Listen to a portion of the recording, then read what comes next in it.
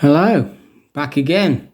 Right, so viewers of my channel will realise that I am trying to currently reproduce one of these tap handles.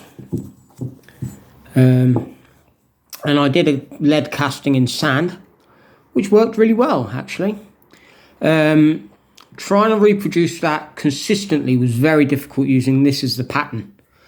And it got me thinking, is there a way I can reproduce these very consistently? And yes, there is. It's called lost wax casting.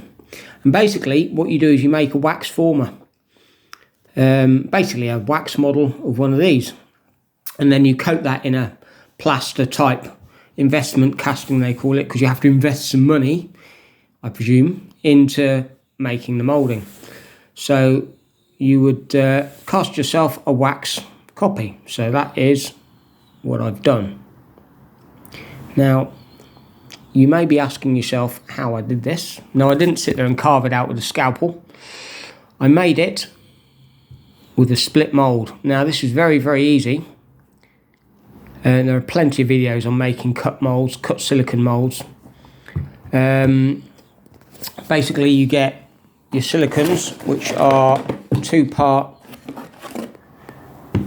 products. You pour them in a cup, you mix them up, and then you pour it over this. Is basically the simple way of putting it. It's not quite as simple as that, but that's effectively what you do. There are some very good videos on the subject, so I won't go into it too much here. And then what I did was sliced it out of there. The cut is intentionally very jagged. It makes it lock together. And then you can see that I poured wax in the hole, and what actually happened was what I was fearing would happen with the lead casting, in that I would get bubbles. Now you can see these balls obviously had air trapped, and I could have got round this by partially filling the mould and then rotating it like that to make a bit of a shell, and then refilling the mould, but I was being lazy, and this is my very first attempt at this, so I just poured the stuff straight in and didn't think. But this is what I was frightened would happen with the brass and lead copies, because there's an awful lot of sprues to put in, air vents basically. You'd need one on the top of each ball to let their air out. Now, the reason the lead one didn't have this problem is because the sand is actually slightly porous. It'll absorb a certain amount of air. I'm using Petrobond, which is actually a clay mix, so it's less porous than say green sand. It's finer, but I decided that it's a lot of work to ram up a box and get a consistent mould every time. I'd be wasting a lot of gas if it failed, whereas this method, I'm less likely to waste all my materials and time and effort in getting good mould. It's more consistent, it will give you a better result.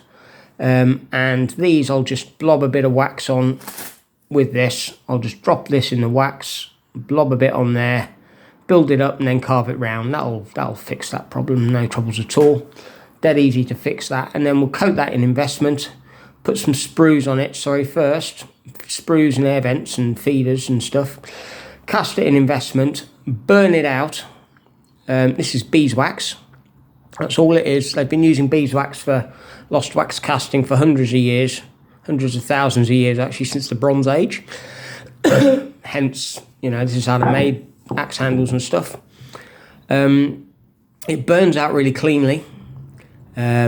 So yeah, that's what we're going to do with it. I'm going to repair this, and then maybe in the next video we'll see about casting it in investment, and then maybe trying to cast one of these.